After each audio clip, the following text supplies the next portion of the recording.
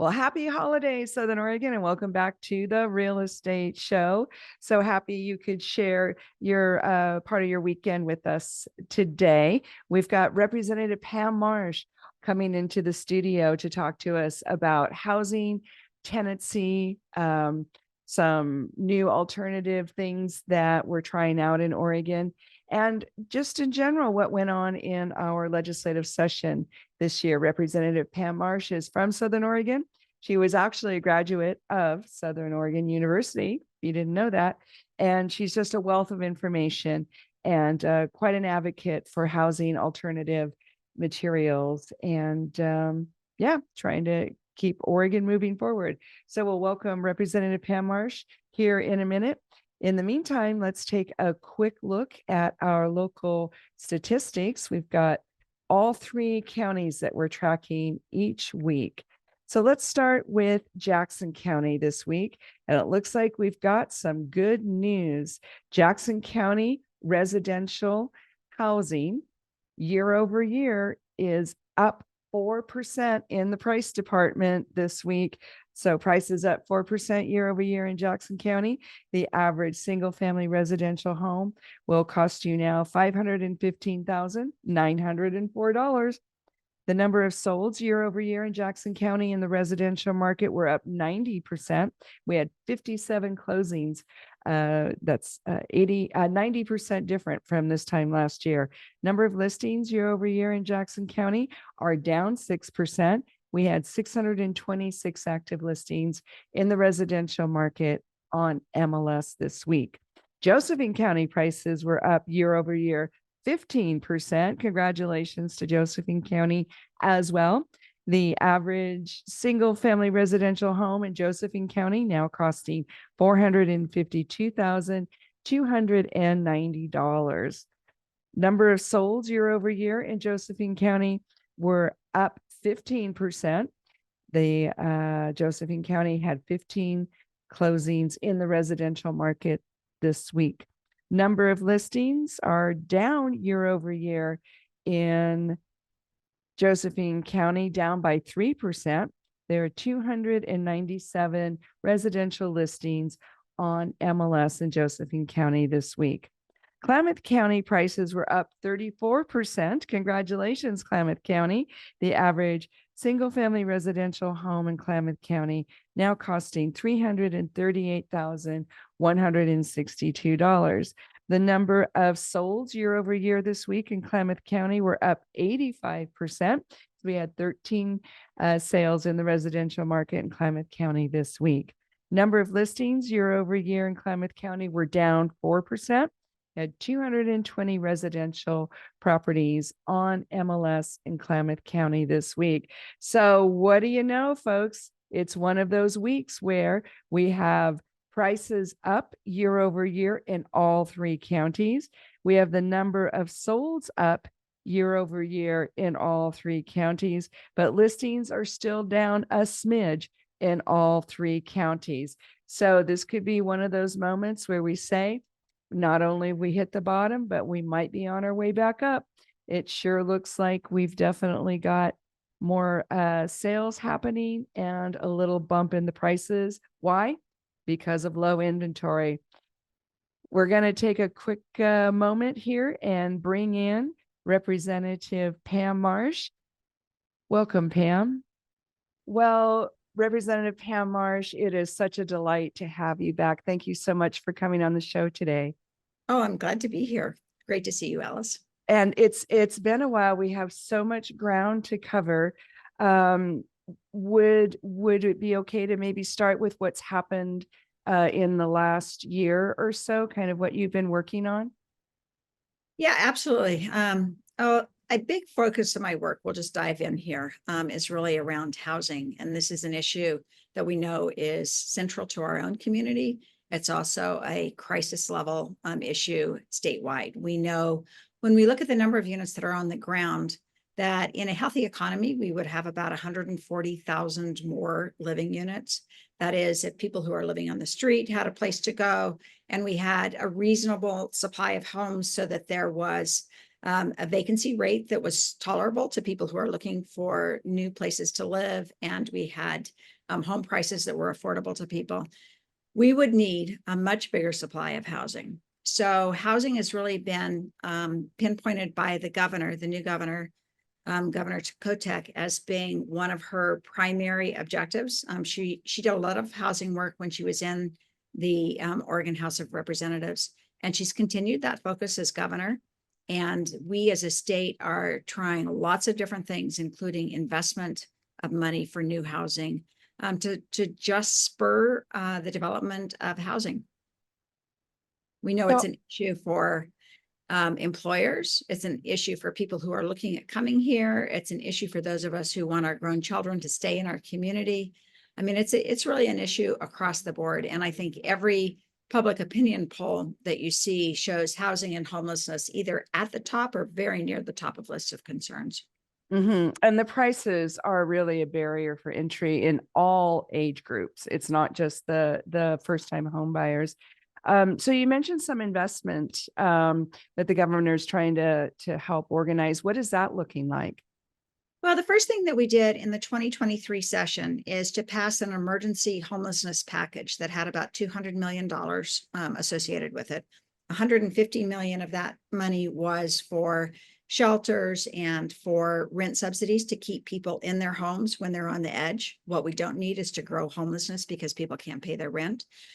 Some of the additional 50 million went to infrastructure, youth homelessness, and then my own personal project was 20 million in that package for the development of modular housing factories. We're just going to start to see that money rolled out in the next few months. So that was our first effort in the session.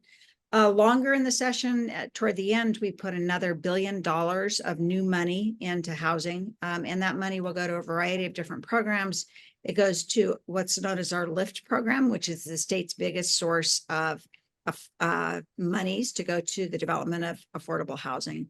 It went into first-time home purchase programs. It went into programs to try to preserve the affordable housing that's out on the ground now. So when affordable units come up for sale, we want to keep them affordable. So we need to put money into that. So we are looking across the board at ways to really support the sector. One of the other additional things we did in the long session was to address some of the role that cities really play in the development of housing. Traditionally, the state of Oregon has asked cities to do periodic assessments of the number of units needed in their community, but that was all. It was really an academic exercise. Now we are asking them to look at production strategies to tell us what they are going to do to actually spur the development of housing, because we know that cities are going to have to be active players in this if we're going to get units on the ground. So lots of interesting work and much more to come. And so what are our population numbers looking like over the next few years? And are these housing numbers going to be a moving target, do you think? That is a really good question. And one of the reasons, if we just take a step back, like how did we get to this deficit of 140,000? Yeah, let's talk about that. Really what happened, if you take a step back and look, is in 2007, 8, 9, when we were having tough times, we basically stopped building housing, but the state did not stop growing. We continued to have an influx of people coming into communities, but we just started building at a level much less than we need to sustain growth over a period of time. The governor has set a goal now of 36,000 housing units a year. That is in contrast to what our current level of construction is, which is about 18 to 20,000 units. Wow, so that's half. Yeah, it's crazy. We need that 36,000 in order to maintain and to start to eke away at that 140,000 unit deficit. Now, it's interesting because in the next few years, what the demographers are telling us is that Oregon is frankly not growing. We are seeing more deaths than we are births, which is a question we should all be reflecting on and trying to figure out what's going on there. We're also seeing a stabilization, potentially a decline of people coming into the state. So our population is, I think it's fair to characterize as stable, not projecting huge growths. But that still means we need to make up the housing units that we're missing. So demographically, this is so fascinating. At least in Southern Oregon, for quite a while, we've had more over 55. We've been kind of a active retirement destination. And so going forward, are we going to have people with families or more people, I think younger people, or are we looking at just older people? I think time will tell, and I don't know what the specific demographics of Jackson County call for. But what we do know is statewide, we're not having the babies to replace those of us who are moving on and dying. And So it's birth rate. it's a birth rate issue. Interesting. And it's that compounds as you have fewer babies being born, you have fewer young people. And that poses some other problems for our communities. How do we maintain public school systems when there's fewer kids? How do we maintain university systems when there's fewer potential students? We're going to have to be very creative in how we serve a population that is shifting in some pretty dramatic demographic ways. Yeah, that's really interesting. And we are going to have to take a quick break. But during COVID, it seemed like we did get an influx of younger people just real quickly in a few seconds. Was that true? Well, Oregon has, over the last 20 years, probably, Oregon has really benefited by having an influx of these great, young, educated people. A lot of that was focused on the metro area, back when we all thought Portland was cool. And that's subsided right now. Maybe it will come back. We actually want those young people coming back. We want them settling down, having kids, raising families. And we're going to have to take a quick break. We're talking to Representative Pam Marsh. Do not go away. Well, hey, Southern Oregon, welcome back to the Real Estate Show. We are so excited to welcome Representative Pam Marsh, one of my favorite people. Thank you again, Representative Marsh, for coming on the show. Thank you for having me. And what a great first segment we had. And let's keep talking about the demographics and the influx of the newcomers and what we need population-wise to keep Oregon strong. Well, we know that having a strong economy really is dependent on growth. There are people who argue that on both sides of the question, but that's really been what we've experienced in the past. Is our economy has boomed when we have more people coming in to help us take on jobs, start businesses, be part of our communities. So it's a little bit concerning when we see a stagnating of the growth that we expect to occur here within the state. I think our response to that needs to be to make sure that we're taking care of business, that we are supporting communities when they're trying to deal with some hard issues like homelessness and people on the street. We need to figure out how to support the industries that are very often the reason people come to our communities. One of the investments we made in the 2023 session and also an early session package was to put about $200 million into the semiconductor industry.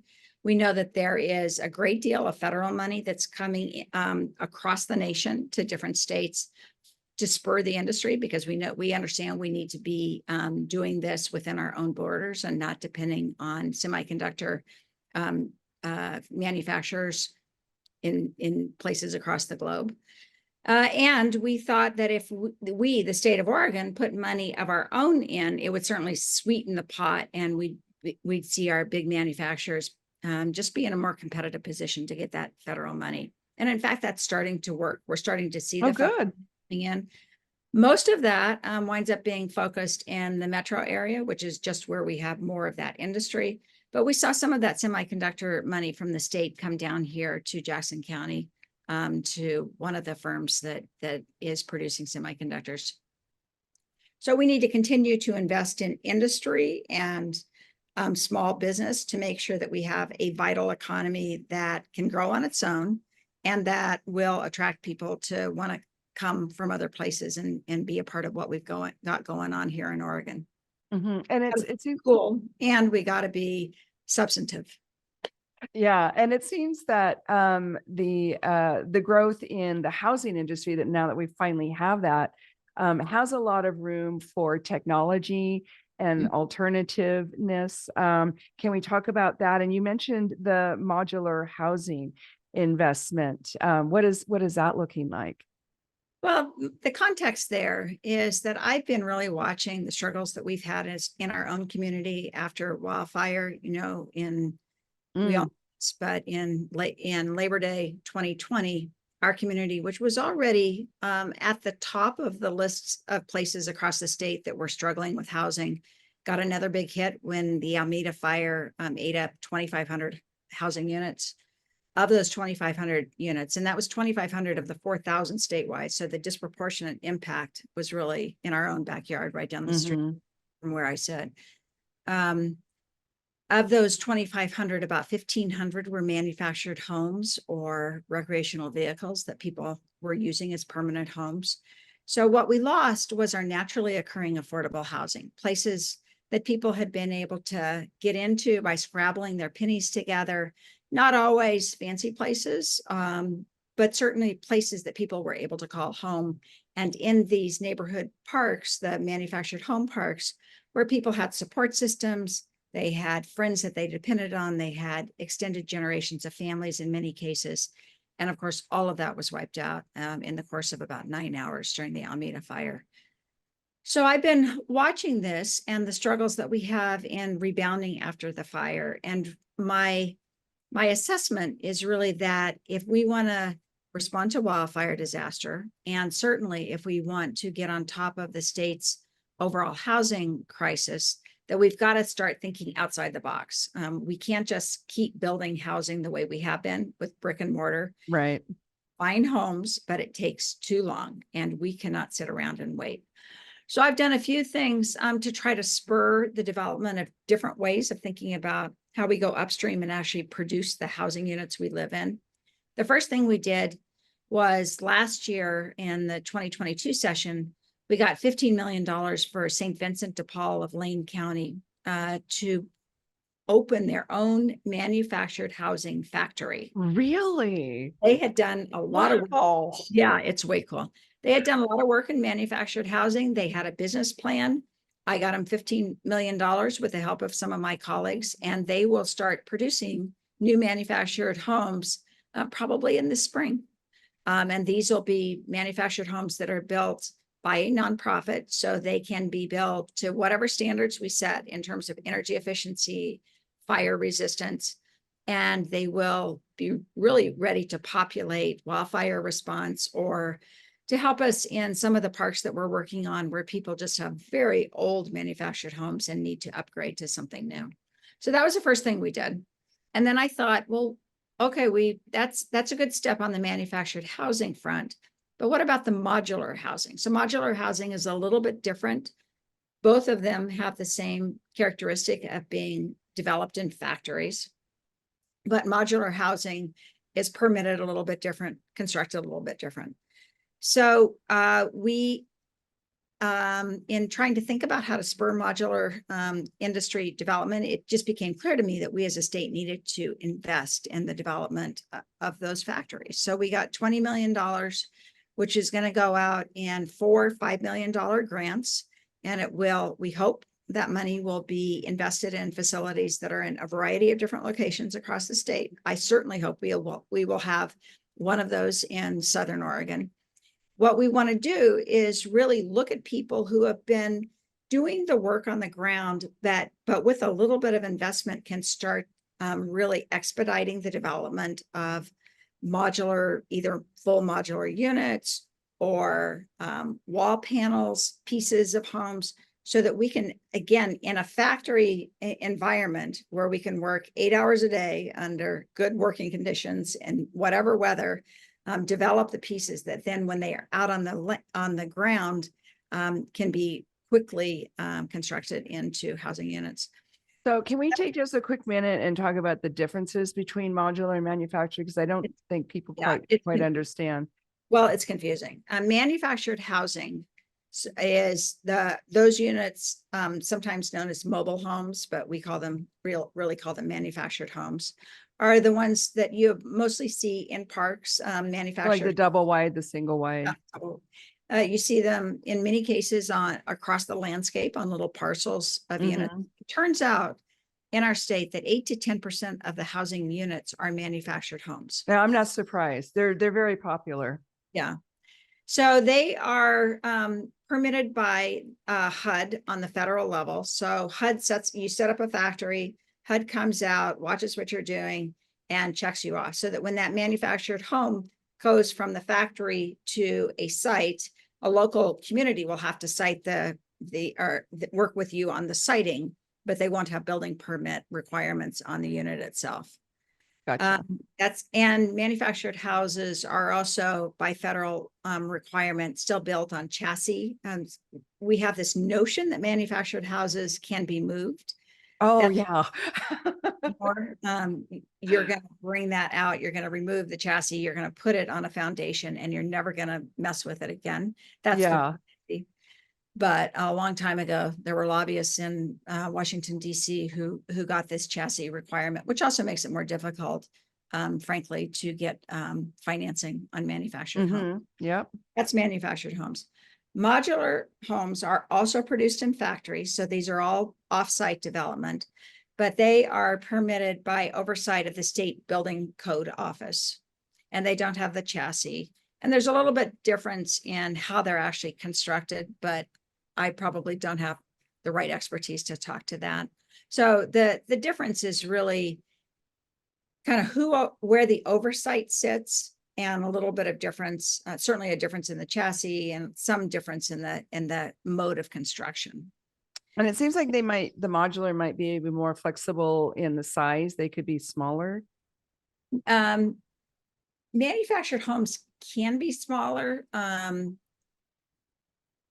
but whether or not there's a minimum size is actually an interesting question that I can't. Well, answer. the ADU and the cottage clusters, those are really just starting to take off, and they're the 900 to 1100 square feet, which seems to be a really popular size. So I was just wondering, we're gonna have to take another break here, but we can talk more smaller,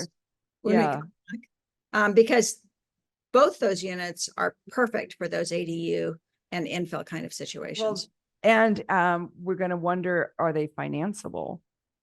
Good question. Because that would be so super cool. We're talking to Representative Pam Marsh, who is a resident of Southern Oregon. We're so grateful that she is on the show today. We're brought to you by John L. Scott, Ashland, and Medford, our local Rogue Valley Association of Realtors, and Mutual Mortgage. Guy Giles, we appreciate your sponsorship. We're going to be right back with more Representative Pam Marsh. Do not go away.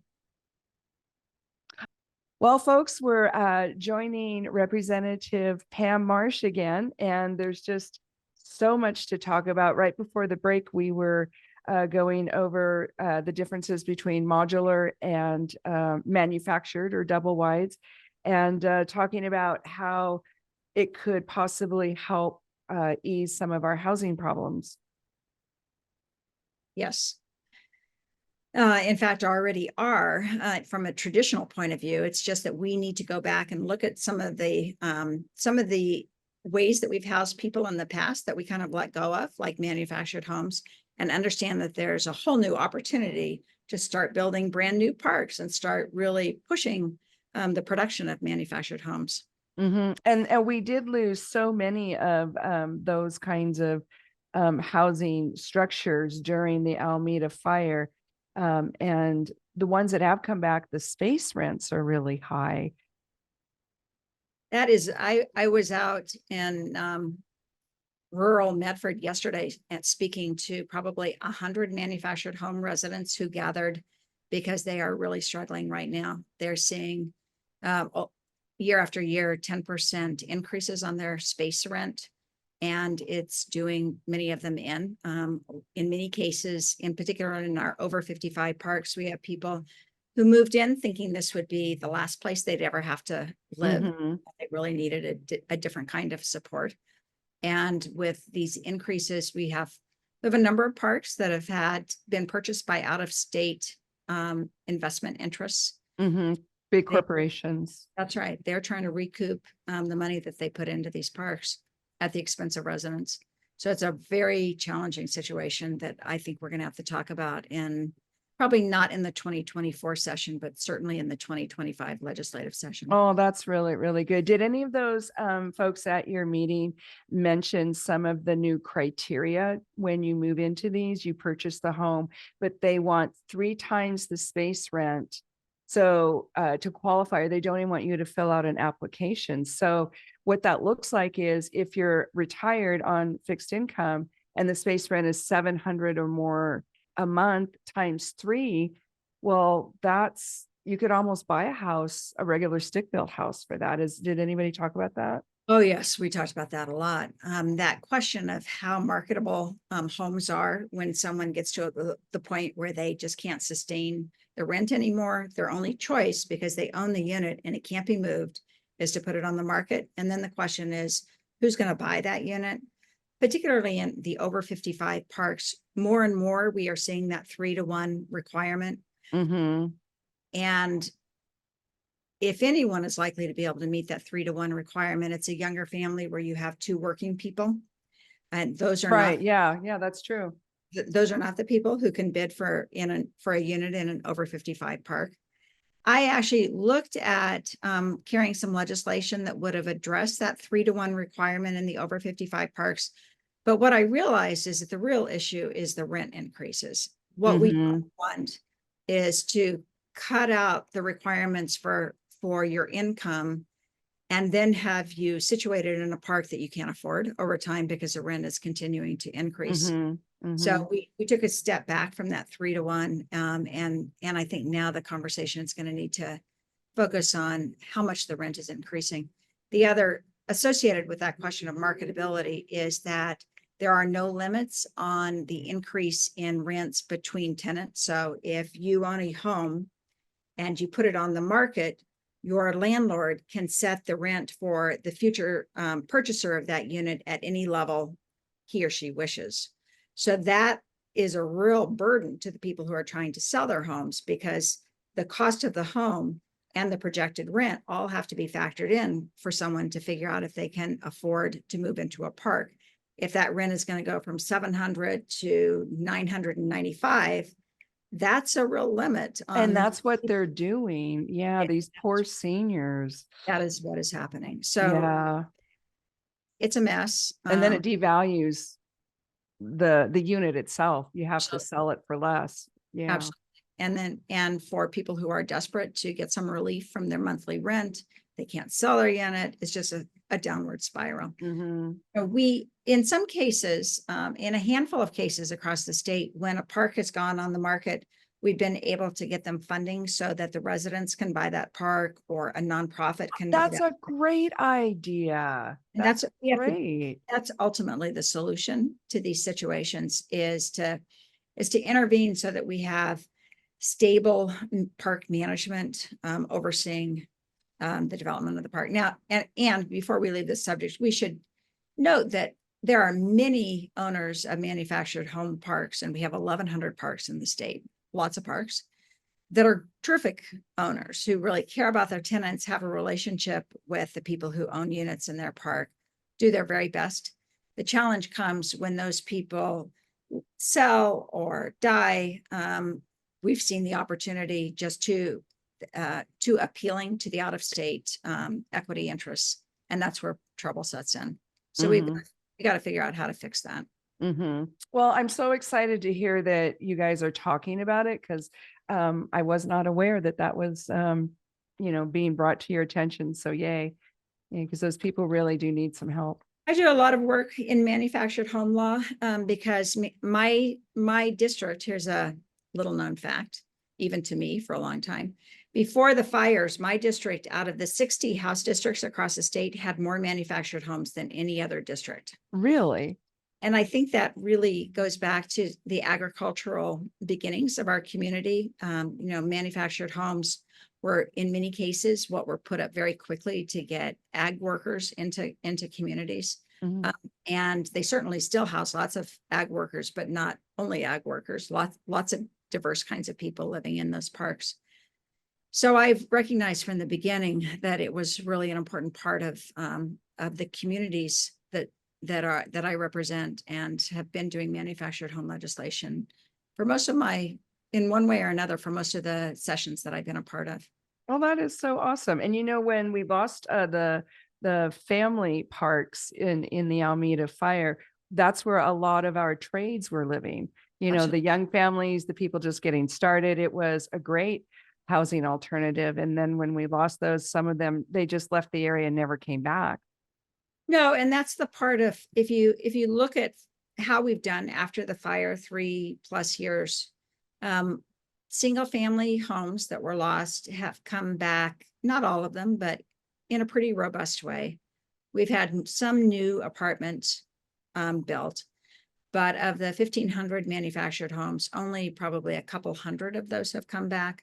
So that's really where we've fallen short, is people who were living in that affordable housing who are going to need support to come back, because they simply can't buy into the market in the same way that they were able to support themselves in what were really, again, 40, 50-year-old manufactured homes in many cases, but affordable. Mm-hmm. That's gone. And what we're going to see is brand new manufactured homes, good homes, energy efficient, good materials, but at a very different price point than the old parks were. So we have to help. Mm-hmm. Mm-hmm. Yeah. And it's the price of the home and the space rent Yep. and the qualification. It's that three-legged That's right. problem. So super glad that you guys are talking about that. Mhm. Gosh, we we have so much ground to cover. The fire update, not having new manufactured homes being built the way they were, like one-on-one replacement, because we're getting duplexes and apartment buildings. What is the reason, do you think, that the manufactured parks are not being replaced? Well, I think the parks, we lost 19 parks, either wholly or largely, in that fire. They were lined up, as you know, along Highway 99. And when Mm-hmm. fire came in and the creek kind of served as a wick, they just burned up. So some of those are coming back. Some of in particular, the corporate owned parks that have enough cash flow to be able to redevelop the park and bring in Gotcha. homes. The parks that were owned by local folks have struggled much more, because they don't have, they took a hit. They also, their parks burned up. They had limited insurance in many cases. So they have to redevelop the park, and then they have to they don't, for the most part, they are not putting out their own cash to buy new units. In some cases, they are supplementing what individual residents are bringing into the park. But it's a slow process. We developed one of our manufactured home programs at the state level to really help people with the mortgage payments that they needed on these new manufactured homes, because we knew that they would need support. And people are setting up those homes, but even a manufactured home, there were 1-year waiting lists to get the home from the factory. They have Yeah. to install. There's a lot of considerations about how they are positioned within the parks. So it's just a laborious process. Well, and it was hard to find transporter, the people that carry the houses from the factory to the park. You couldn't get one to save your life. It was really, really shocked. But as a community, I thought we did an amazing job of getting through that. And look where we are now. And there is much housing that is really just around the corner. Right now, it has seemed bleak, but we can talk more if we want to in the next segment about the housing. And we'll be right back with Representative Pam Marsh. Well, what a delightful conversation we've been having with Representative Pam Marsh. Thank you again for being on the show. My pleasure. So going forward from where we are to the next legislative session, what tidbits can you let us know what's coming down the pike? Well, the first is just the context. We will be in Salem for the 2024 session for about the month of February. It goes a little bit beyond February, but we're constitutionally limited to 35 days. It's a very short, fast session. Mhm. And quite often, the work that we do there is nothing that exciting because it's really about a time of fixing, making course corrections, adjusting the budget, just taking care of basic business. But the fact is, we have a couple of enormous issues that are going to be big. They're going to be potentially controversial. But I'm really actually very optimistic that we will have a lot of bipartisan support moving forward. One of them is the addiction front, recognizing that drug use is terrorizing our communities, and we need to be looking at that and putting programs in place that can deal with it. Whole different subject of its own. The second is going to be housing. We're going to see housing coming back again. I told you way back in the early part of the show that we have a governor who is obsessed with housing, like many of us. I consider that a very good thing. Yeah. She has announced that she's going to have a $500 million program to look at housing. This program in the short session is most likely going to focus on a couple big areas. One is infrastructure. We know that cities are in dire need of water systems, roads, the infrastructure that supports housing. So they'll be that. I think we will also see, and this is a part that I've worked a lot on, is investment in middle income housing. Sometimes we call it workforce housing. Our state's affordable housing, it really serves people up to 60 or 80% of the median income. Mm-hmm. Those people who sit just above that level, from 60 to 80% up to 120% of median income, are people who are very often left out in the cold in terms of housing, because the private sector, which has built this housing in the past, is finding that the cost of construction, whether it's land or just the construction itself, far outstrips what people in those income brackets can pay for that housing. Right. So they don't build them. That's right. So we, the state, need to make some very targeted investments in those projects serving those folks. And I have been working over the last year to put together a revolving loan fund that we hope gets some action this year. Basically, the state would set up a fund that would be used by cities to support middle income projects. The fund would then be repaid over the first 10 years of the project as we divert property tax. Instead of paying local property tax, we'll divert that a fee in lieu of that property tax to repay the revolving loan fund. So we have an ongoing revolving loan fund, because we know this housing thing. We know two things. One is it's not going to get fixed fast. And number two, the state does not have an unlimited stash of cash to be putting into this. So we need to figure out how to make some of our programs sustainable over a period of time. Especially if our population is stable or declining. Yeah.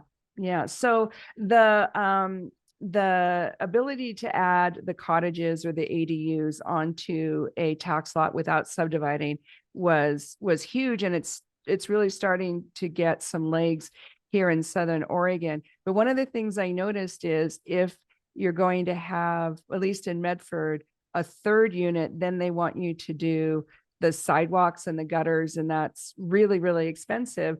Is there any conversation about letting, because a lot of those are homeowners that are engaging in that construction. Is there any conversation about letting them defer those city improvements, or maybe use this revolving loan fund for that?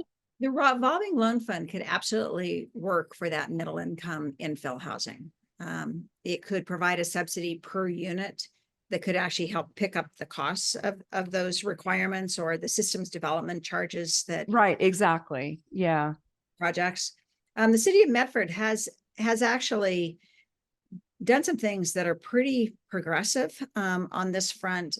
I think they suspended systems development charges for backyard units. So if you're building one backyard unit, I don't think you're paying systems development charges.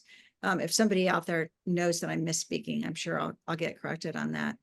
But they've adopted some standardized blueprints, so that if you want to build a backyard. Yes, that was brilliant. Yes. Yeah, those are great. And use a blueprint and build the thing. Backyard units add such texture as well as just capacity for neighborhoods. I live, here's a personal aside. I live in Ashland on Siskiyou Boulevard, and I have a house that was built in 1902. It's a pretty modest house. Over the years, people did what they did back in those days. At some point, someone built a studio above my house. So upstairs, I have a guy, a single dad with a couple of little kids he has part-time in the studio. They built a cottage in the backyard where my now 95-year-old mom lives. They Oh, built that's beautiful. 1-bedroom apartment over my garage where a single young guy lives. So here in what otherwise would be a single family, pretty conventional, standardized neighborhood, we've got 3 extra little units with people living interesting lives and adding variety to the neighborhood. And I And think helping each other. it's a wonderful thing. Yeah. Yeah. And it's having a great impact with our elder community because they can be with their relatives. Absolutely. No, it's been an incredibly wonderful situation for myself and my mom. But that's the kind of thing we're aiming toward. You know, my home, my property was developed organically by people over, 100 years. What we're aiming to do with the infill requirements is to really sort of spur that kind of diverse development within communities. It's better for people. Mm-hmm. And it's also nice to have them in town because a lot of these groups of humans will typically migrate out of town because that's where they can have bigger houses, more land, but it doesn't really, not everybody can do that. Well, in a backyard unit's not going to work for everybody at every point in their life. But it's going to work for an awful lot of people, and potentially for some people for their whole lives. Mm-hmm. Yeah, well, it's really fun to watch, and I'm glad to see that it's getting legs. We have a few minutes left. Can we talk a little bit about the 3D printed housing? Because that is absolutely fascinating. Well, that's also in the category of how can we do things differently? How are we going to start producing houses that complements brick and mortar? We know brick and mortar is never going away, but if we can look at innovation around the edges, we can potentially get units out on the ground faster, maybe even a little bit cheaper. So we have a development that was a wildfire spurred development called New Spirit. It's 87 little cottages that will be developed on a parcel in Medford. The developer of that project, the Thalden family in Ashland, from the very beginning wanted to look at 3D construction because they liked the idea that 3D construction could be done more quickly and that it could provide some resilience because it's essentially a concrete kind of product. Mm-hmm. They're on the cutting edge. It's going to be a little challenging to see 3D, see the full development in 3D simply because we're doing it for the first time here. We have to figure out the building permits. The city of Medford has to do strength tests. It's essentially all the engineering stuff. all the engineering stuff has to be locally because it's not a standard product off the shelf. Mm-hmm. So it's very interesting to watch the challenges of using a new technology. And I do think over time we'll see a lot more 3D construction along with the modular construction, the manufactured houses, and whoever knows what is the next technology that we discover.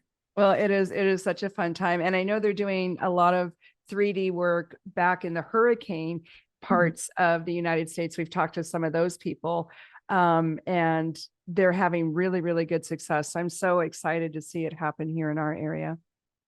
One of the fun things I'll just mention that I'm starting to see to catch hold here in that modular category is we have a company called Pacific Wall Systems that's been creating wall panels for many years, 15 years probably. And we are starting to see these wall panels being used out at the Northridge project around Trader Joe's. Oh, okay. Watching that project, people are saying, how is that project going up so fast? And it's because we're using wall panels. So we can be doing work on the ground at the same time we're building the walls, and everything can be expedited and produced much more quickly. So cool things happening. Well, and then there's uniformity and there's, you have the cost, the scale cost, it goes down. It's just brilliant. So Representative Pam Marsh, would love to have you back on in the spring after the short session. How do people, what's your email in case they want to reach you? Sure, it's easy. It's rep Marsh, all one word, at oregonlegislature.gov. But if you forget all that and you Google my name, you're likely to find the email fairly easily. And we are always happy to get emails and do our best to respond to them. Well, and thank you again. You're such a delight. We'll see you next time. Have a great Southern Oregon weekend, folks. Bye now.